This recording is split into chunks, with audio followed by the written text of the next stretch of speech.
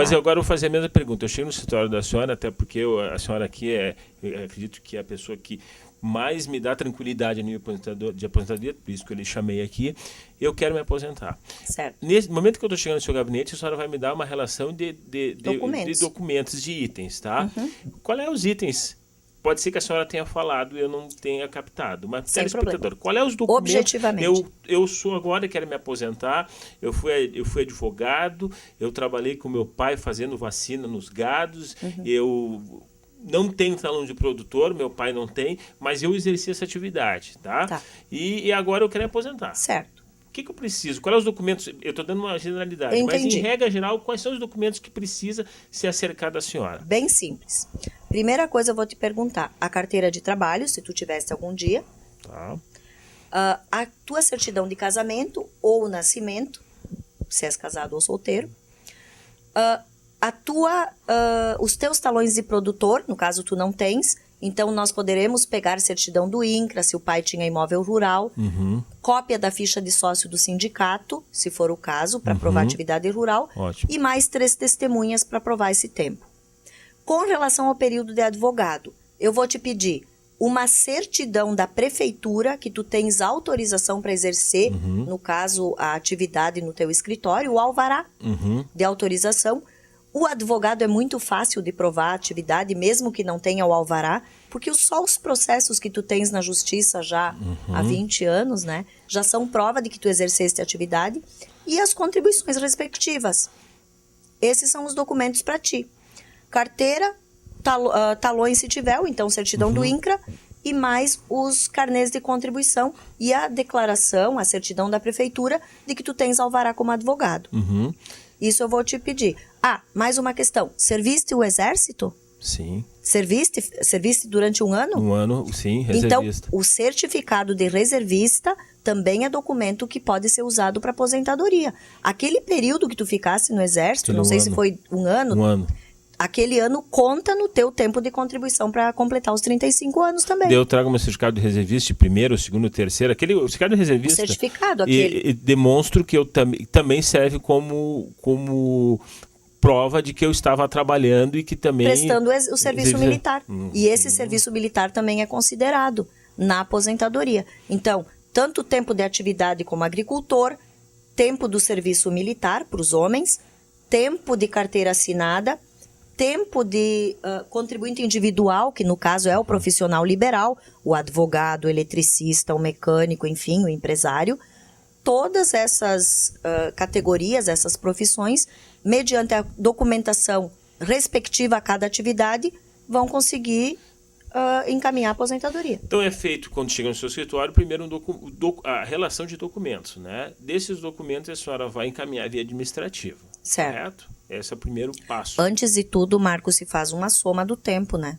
Claro. Nós precisamos saber desde quando tu tens atividades para ver se completa o tempo. Certo? Então é feito, junto com os documentos, um programa dando a efetividade de quanto ele elaborou, o que ele produziu. Bom, aqui tu tem tempo.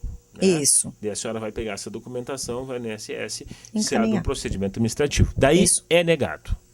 É negado. A gente, então, encaminha, faz um pedido de cópia integral desse processo. Certo. O INSS vai ter que dizer o porquê negou. Tem que ter a motivação. Todo ato administrativo tem que ser motivado. Então, não apresentou documentos suficientes da atividade rural. Bem, eu vou tomar aquele indeferimento com a cópia integral do processo e vou entrar com ação na justiça. E na justiça eu vou dizer o porquê que eu entendo que aqueles documentos que nós apresentamos são suficientes para conceder a aposentadoria. Vamos nos valer de outros julgamentos em que situações muito semelhantes o tribunal acabou concedendo o benefício. Então, ali cita jurisprudência, doutrina, se argumenta, se faz sustentação oral, Marco. É muito importante fazer sustentação oral, seja no tribunal, seja em Brasília. O nosso escritório praticamente toda semana está indo a Porto Alegre fazer sustentação oral nos julgamentos. Quando nós não conseguimos a sentença procedente na comarca de origem, nós fizemos recurso para o tribunal e assim, eu não quero mentir, mas 99% nós conseguimos reverter com a sustentação oral. colocando a situação para o julgador de uma forma de que, se não for dada aposentadoria naquele caso, estará se cometendo uma injustiça. E mostrando para o julgador quais os documentos e o porquê tem que ser concedido o benefício. A regra justamente do inconformismo, de que se perde no primeiro grau e que se ganha no segundo grau pelos desembargadores pela ostentacional, deve-se a que é documentação que o juiz não aceita. O que mais ou menos... É entendimento, Marco. Entendimento de alguns magistrados. É difícil a gente colocar. Tem magistrados muito competentes, a grande maioria são muito competentes, entendem muito da parte jurídica, mas alguns não têm a prática, não têm a vivência. Do interior, por exemplo, Marco. Já cheguei num ponto, por exemplo, num determinado processo, um juiz colocar o seguinte, que não se poderia conceder atividade rural da data em que a pessoa saiu do interior imediatamente e começou a trabalhar na cidade, porque a pessoa que sai do interior para a cidade precisa ter um tempo de adaptação que seria como um trânsito, o período de trânsito que os juízes têm, né? Seria um trânsito do interior para a cidade, então teria que dar pelo menos 1 ou 2 meses de intervalo para poder então começar a contar o tempo urbano. Isso foge da realidade, Marco.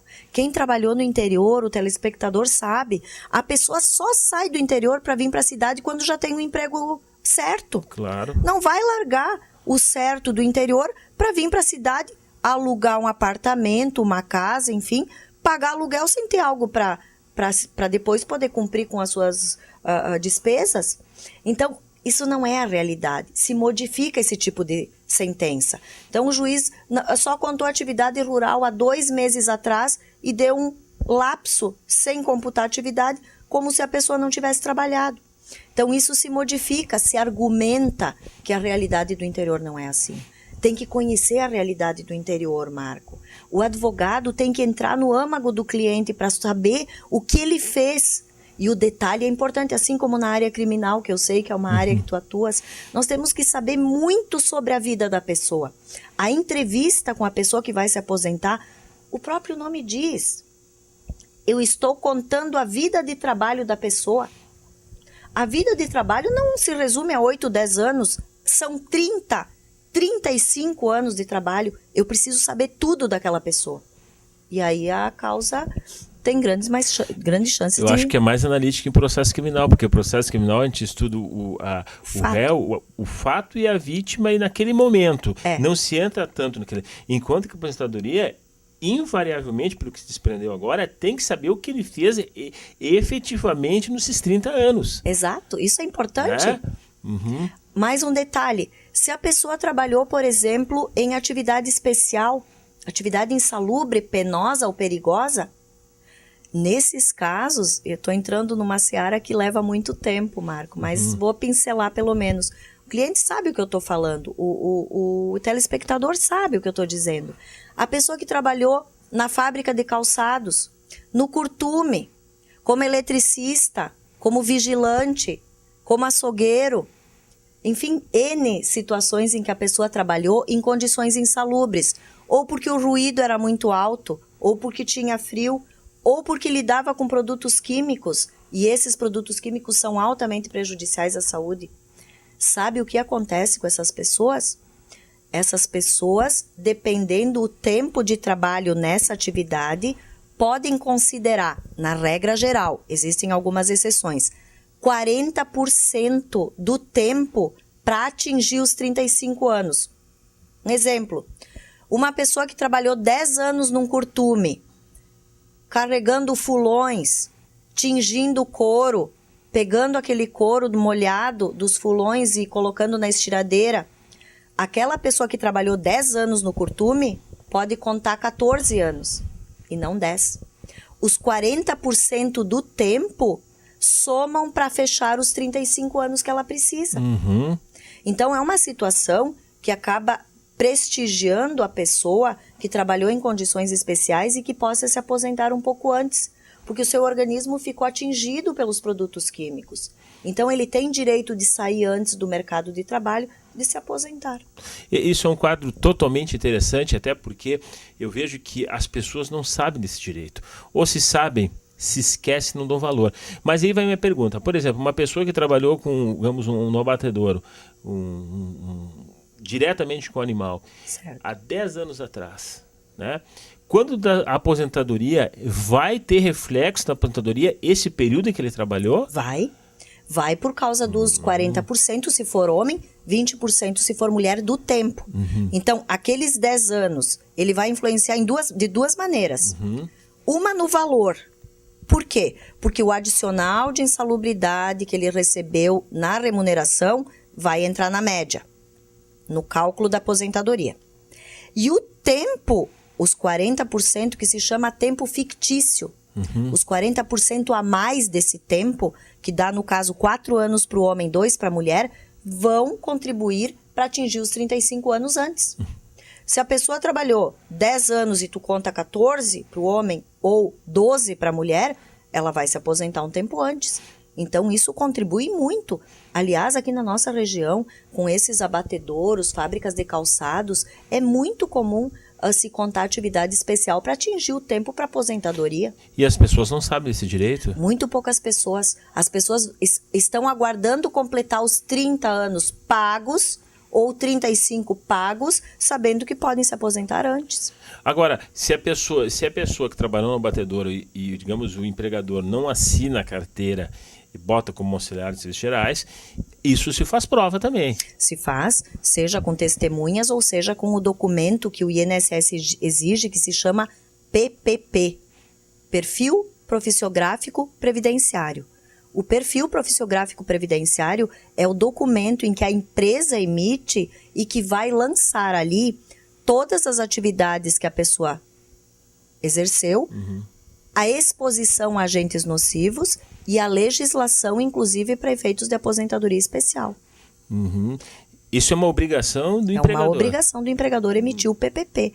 É um documento muito comum e todas as pessoas que têm atividade especial precisam obter na empresa. Inclusive, Marco, quando a empresa demite o funcionário ou extingue o vínculo, automaticamente na baixa da carteira tem que entregar o PPP. Hoje é obrigatório isso. É uma garantia para o empregado. Uma garantia para o futuro encaminhamento da aposentadoria, claro. Até porque se a empresa mudar as condições ou falir no futuro, imagina que a pessoa hoje tem 20 anos de contribuição, faltam 10. A pessoa saiu da empresa, foi para outro emprego. Essa empresa está quebrando. Se ela emite o PPP, essa pessoa daqui a 10 anos vai conseguir se aposentar. Ao passo que há tempos atrás, quando isso não era obrigatório, se tem uma dificuldade muito grande de provar. Doutora, a senhora viu como o tempo passou muito rápido e eu certamente vou lhe trazer mais uma vez no programa, até porque eu queria falar sobre a aposentadoria por invalidez, doença. Vocês viram então como é interessante uma pessoa que tem conhecimento profundo da sua prática e vamos convidar ela para vir no nosso próximo programa e até mais.